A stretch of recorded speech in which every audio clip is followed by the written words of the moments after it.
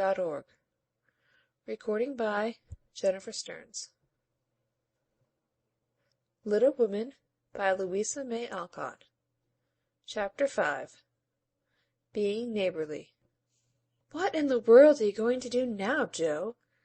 asked Meg one snowy afternoon, as her sister came tramping through the hall, in rubber boots, old sack, and hood, with a broom in one hand and a shovel in the other.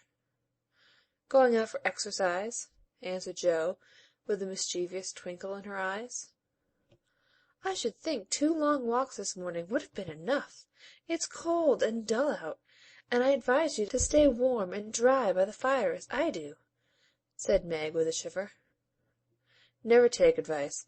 Can't keep still all day, and not being a pussy cat, I don't like to doze by the fire. I like adventures, and I'm going to find some." Meg went back to toast her feet and read Ivanhoe, and Joe began to dig paths with great energy.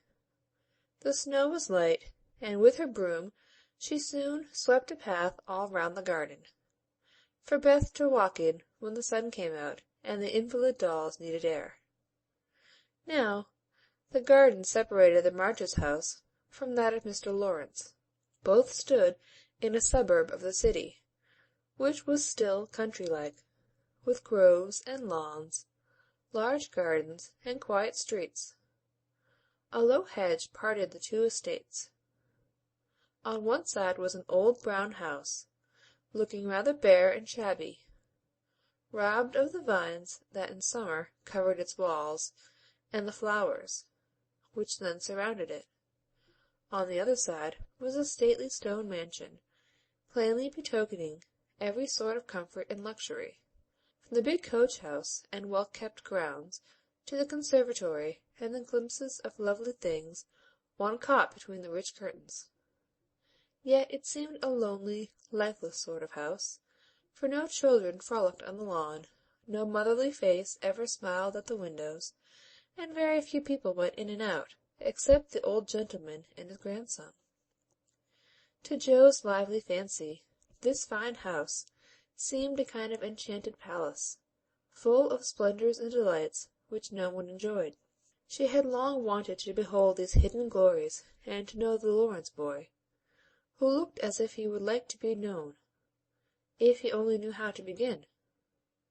Since the party, she had been more eager than ever, and had planned many ways of making friends with him, but he had not been seen lately, and Joe began to think he had gone away, when she one day spied a brown face at an upper window, looking wistfully down into their garden, where Beth and Amy were snowballing one another.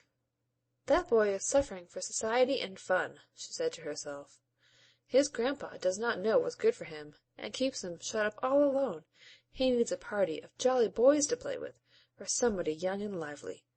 I've a great mind to go over and tell the old gentleman so." The idea amused Joe, who liked to do daring things, and was always scandalizing Meg by her queer performances.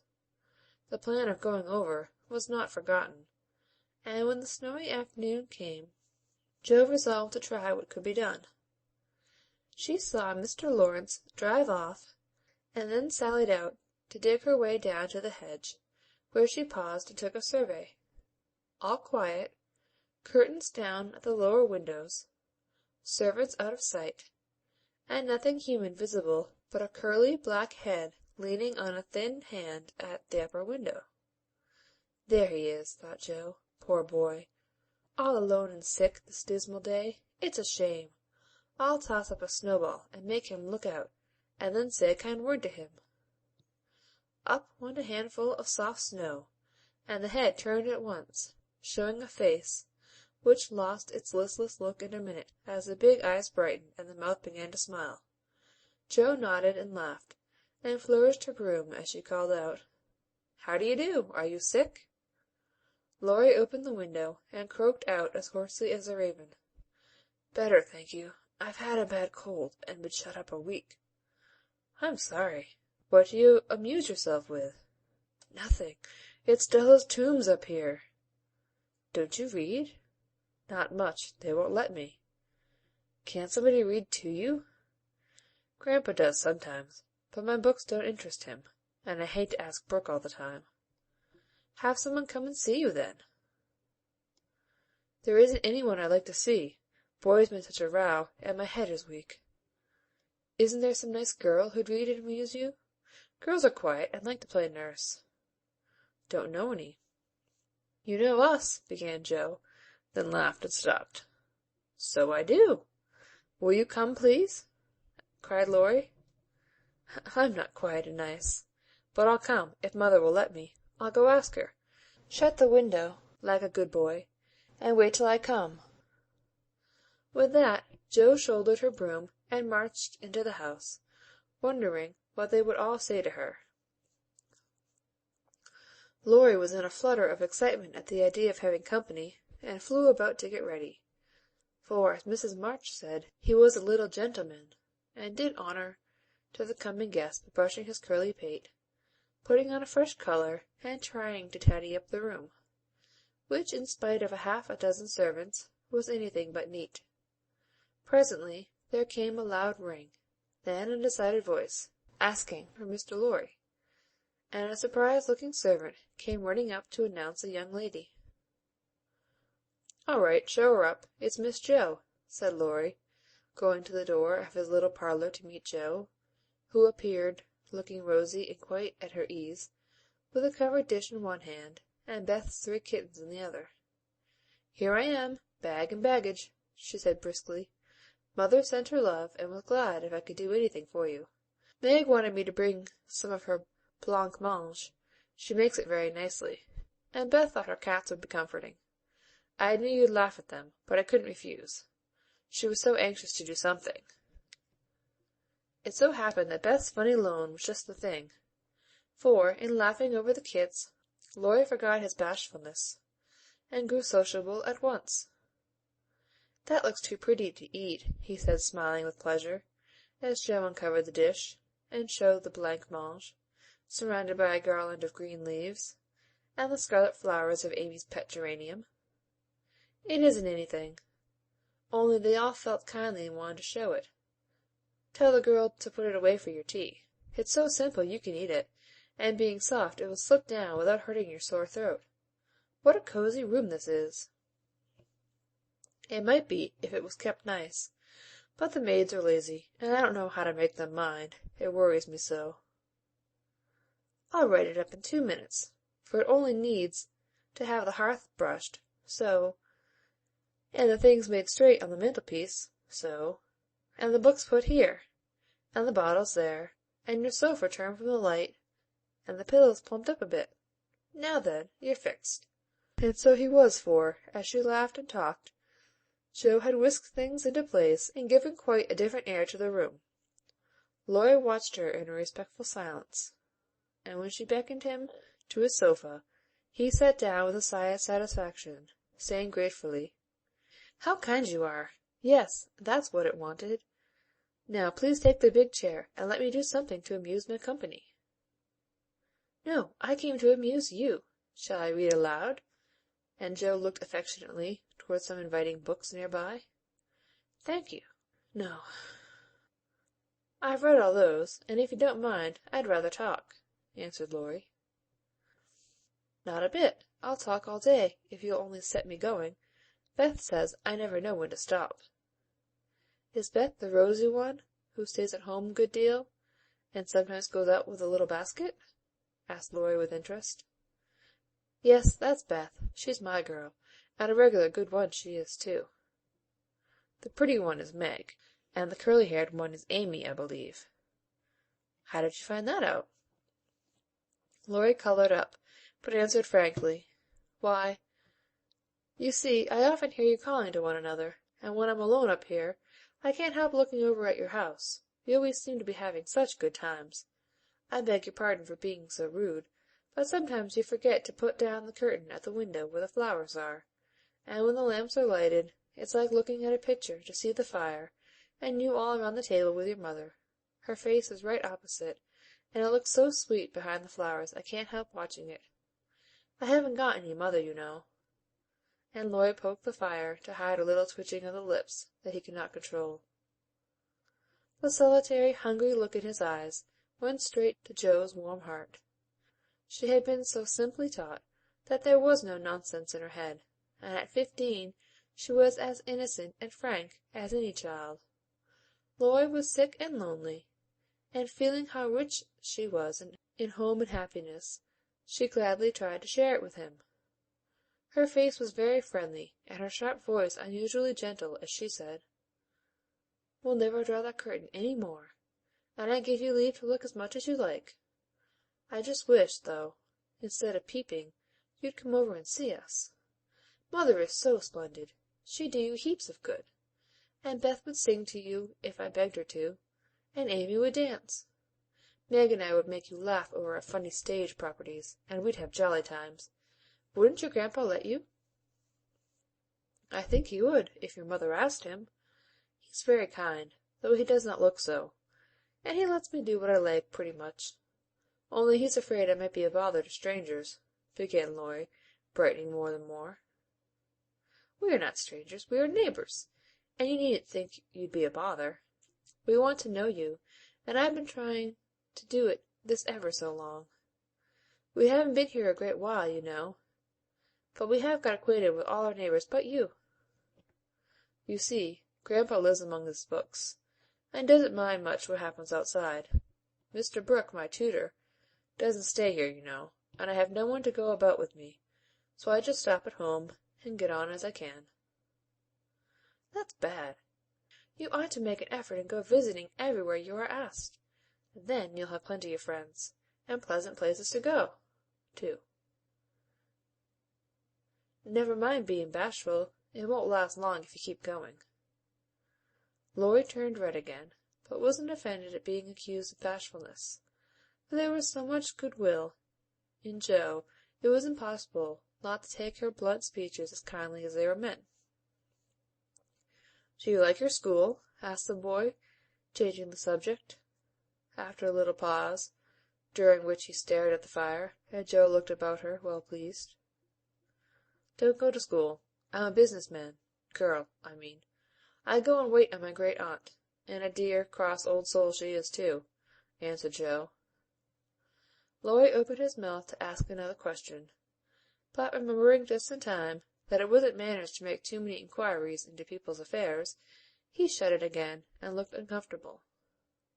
Joe liked his good breeding, and didn't mind having a laugh at Aunt March, so she gave him a lively description of the fidgety old lady, her fat poodle, the parrot that talked Spanish, and the library where she revelled. Laurie enjoyed that immensely, and when she told about the prim old gentleman who came once to woo Aunt March, and in the middle of a fine speech how Paul had tweaked his wig off, to his great dismay, the boy lay back and laughed till the tears ran down his cheeks, and a maid popped her head in to see what was the matter. "Oh, that does me no end of good. Tell on, please," he said, taking his face out of the sofa cushion, red and shining with merriment. Much elated with her success, Joe did tell on, all about their plays and plans, their hopes and fears for father, and the most interesting events of the little world in which the sisters lived. Then they got to talking about books, and to Joe's delight she found that Laurie loved them as well as she did, and had read even more than herself. "If you like them so much, come down and see ours. Grandfather is out, so you needn't be afraid," said Laurie, getting up. "I'm not afraid of anything," returned Joe, with a toss of the head.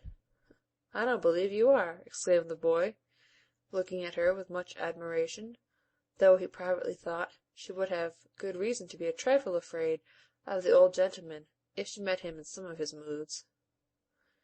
The atmosphere of the whole house being summer-like, Laurie led the way from room to room, letting Joe stop to examine whatever struck her fancy. And so, at last they came to the library, where she clapped her hands and pranced, as she always did when especially delighted. It was lined with books, and there were pictures and statues, and distracting little cabinets full of coins and curiosities, and Sleepy Hollow chairs, and queer tables and bronzes, and best of all, a great open fireplace with quaint tiles all round it. "What richness!"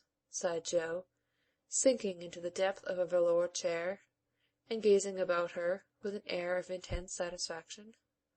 "Theodore Laurence, you ought to be the happiest boy in the world," she said impressively. "A fellow can't live on books," said Laurie, shaking his head, as he perched on a table opposite. Before he could move, a bell rang, and Joe flew up, exclaiming with alarm, "Mercy me, it's your grandpa!" "Well, what if it is? You are not afraid of anything, you know," returned the boy, looking wicked. "I think I am a little bit afraid of him, but I don't know why I should be. Marmee said I might come, and I don't think you're any worse for it," said Joe, composing herself, though she kept her eyes on the door. "I'm a great deal better for it, and ever so much obliged. I'm only afraid you are very tired of talking to me. It was so pleasant, I couldn't bear to stop," said Laurie gratefully. "The doctor to see you, sir," and the maid beckoned as she spoke. "Would you mind if I left you for a minute? I suppose I must see him," said Laurie. "Don't mind me. I'm happy as a cricket here," answered Joe. Laurie went away, and his guest amused herself in her own way. She was standing before a fine portrait of the old gentleman when the door opened again, and without turning, she said decidedly, "I'm sure now that I shouldn't be afraid of him, for he's got kind eyes, though his mouth is grim, and he looks as if he had a tremendous will of his own. He isn't as handsome as my grandfather, but I like him." "Thank you, ma'am," said a gruff voice behind her, and there, to her great dismay, stood old Mr. Laurence. Poor Joe blushed till she couldn't blush any redder, and her heart began to beat uncomfortably fast, as she thought what she had said. For a minute a wild desire to run away possessed her, but that was cowardly, and the girls would laugh at her. So she resolved to stay and get out of the scrape as she could. A second look showed her that the living eyes, under the bushy eyebrows, were kinder even than the painted ones, and there was a sly twinkle in them, which lessened her fear a good deal. The gruff voice was gruffer than ever, as the old gentleman said abruptly, after the dreadful pause, "So, you're not afraid of me, eh?" "Not much, sir." "And you don't think me as handsome as your grandfather?" "Not quite, sir." "And I've got a tremendous will, have I?" "I only said I thought so." "But you like me in spite of it?" "Yes, I do, sir." That answer pleased the old gentleman. He gave a short laugh, shook hands with her, and, putting his finger under her chin, turned up her face, examined it gravely, and let it go, saying with a nod, "You've got your grandfather's spirit, if you haven't his face. He was a fine man, my dear, but what is better, he was a brave and an honest one, and I was proud to be his friend." "Thank you, sir." And Joe was quite comfortable after that, for it suited her exactly. "What have you been doing to this boy of mine, hey?" was the next question, sharply put. "Only trying to be neighborly, sir," and Joe told how her visit came about. "You think he needs cheering up a bit, do you?" "Yes, sir, he seems a little lonely, and young folks would do him good perhaps. We are only girls, but we should be glad to help it if we could. For we don't forget the splendid Christmas present you sent us," said Joe eagerly. "Tut, tut, tut. That was the boy's affair. How is the poor woman?" "Doing nicely, sir." And off went Joe, talking very fast, as she told all about the Hummels, in whom her mother had interested richer friends than they were. "Just her father's way of doing good. I shall come and see your mother some fine day. Tell her so. There is the tea bell. We have it early on the boy's account. Come down and go on being neighborly." "If you'd like to have me, sir." "Shouldn't ask you if I didn't," and Mr. Laurence offered her his arm with old-fashioned courtesy. What would Meg say to this, thought Joe, as she was marched away, while her eyes danced with fun as she imagined herself telling the story at home. "Hey! Why, what the dickens has come to the fellow?" said the old gentleman, as Laurie came running downstairs and brought up with a start of surprise at the astounding sight of Joe arm in arm with his redoubtable grandfather. "I didn't know you'd come, sir," he began, as Joe gave him a triumphant little glance. "That's evident, by the way you racket downstairs. Come to your tea, sir, and behave like a gentleman." And having pulled the boy's hair by way of a caress, Mr. Lawrence walked on, while Laurie went through a series of comic evolutions behind their backs, which nearly produced an explosion of laughter from Joe. The old gentleman did not say much as he drank his 4 cups of tea, but he watched the young people, who soon chatted away like old friends, and the change in his grandson did not escape him. There was color, light, and life in the boy's face now, vivacity in his manner, and genuine merriment in his laugh. "She's right, the lad is lonely. I'll see what these little girls can do for him," thought Mr. Lawrence, as he looked and listened. He liked Joe, for her odd, blunt ways suited him, and she seemed to understand the boy almost as well as if she had been one herself. If the Lawrences had been what Joe called prim and poky, she would not have gone on at all, for such people always made her shy and awkward. But finding them free and easy, she was so herself, and made a good impression. When they rose, she proposed to go, but Laurie said he had something more to show her, and took her away to the conservatory, which had been lighted for her benefit. It seemed quite fairy-like to Joe, so she went up and down the walks, enjoying the blooming walls on either side, the soft light, the damp sweet air, and the wonderful vines and trees that hung about her, while her new friend cut the finest flowers till his hands were full. Then he tied them up, saying with a happy look Joe liked to see, "Please give these to your mother, and tell her I like the medicine she sent me very much." They found Mr. Lawrence standing before the fire in the great drawing room, but Joe's attention was entirely absorbed by a grand piano which stood open. "Do you play?" she asked, turning to Laurie with a respectful expression. "Sometimes," he answered modestly. "Please do now. I want to hear it, so I can tell Beth." "Won't you first?" "Don't know how. Too stupid to learn, but I love music dearly." So Laurie played, and Joe listened, with her nose luxuriously buried in heliotrope and tea roses. Her respect and regard for the Lawrence boy increased very much, for he played remarkably well, and didn't put on any airs. She wished Beth could hear him, but she did not say so, only praised him till he was quite abashed, and his grandfather came to his rescue. That will do, young lady. Too many sugar plums are not good for him. His music isn't bad, but I hope he will do as well in more important things. Going? Well, I'm much obliged to you, and I hope you'll come again. My respects to your mother. Good night, Dr. Joe." He shook hands kindly, but looked as if something did not please him. When they got into the hall, Joe asked Laurie if she had said something amiss. He shook his head. "No, it was me. He doesn't like to hear me play." "Why not?" "I'll tell you some day. John is going home with you, as I can't." "No need of that. I am not a young lady, and it's only a step. Take care of yourself, won't you?" "Yes, but you will come again, I hope." "If you promise to come and see us after you are well." "I will. Good night, Laurie." "Good night, Joe. Good night."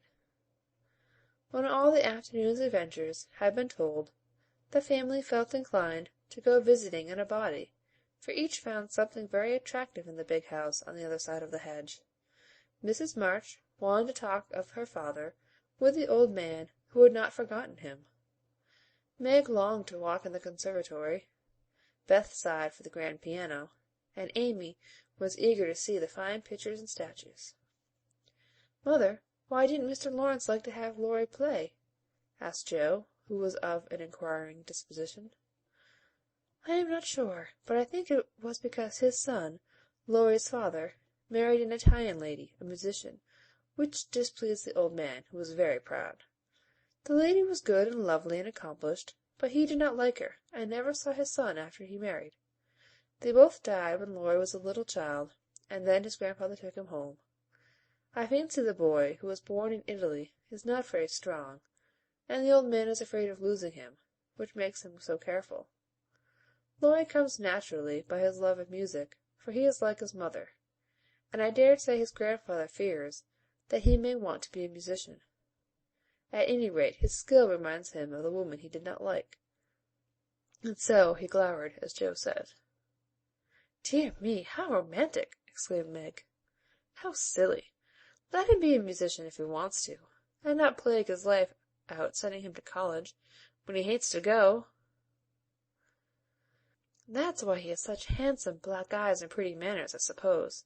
Italians are always nice," said Meg, who was a little sentimental. "What do you know about his eyes and his manners? You never spoke to him, hardly," cried Joe, who was not sentimental.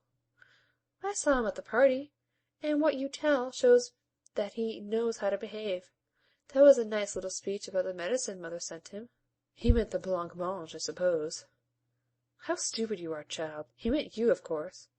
"Did he?" And Joe opened her eyes as if it had never occurred to her before. "I never saw such a girl. You don't know a compliment when you get it," said Meg, with the air of a young lady who knew all about the matter. "I think they are great nonsense, and I'll thank you not to be silly and spoil my fun. Laurie's a nice boy, and I like him, and I won't have any sentimental stuff about compliments and such rubbish. We'll all be good to him because he hasn't got any mother, and he may come over and see us, mayn't he, Marmee?" "Yes, Joe. Your little friend is very welcome, and I hope Meg will remember that children should be children as long as they can." "I don't call myself a child, and I'm not in my teens yet," observed Amy. "What do you say, Beth?" "I was thinking about Pilgrim's Progress," answered Beth, who had not heard a word. "How we got out of the slough, and through the wicket gate by resolving to be good, and up the steep hill by trying, and that maybe the house over there, full of splendid things, is going to be our Palace Beautiful." "We have got to get by the lions first," said Joe, as if she rather liked the prospect. End of Chapter 5. Read by Jennifer Stearns, Concord, New Hampshire.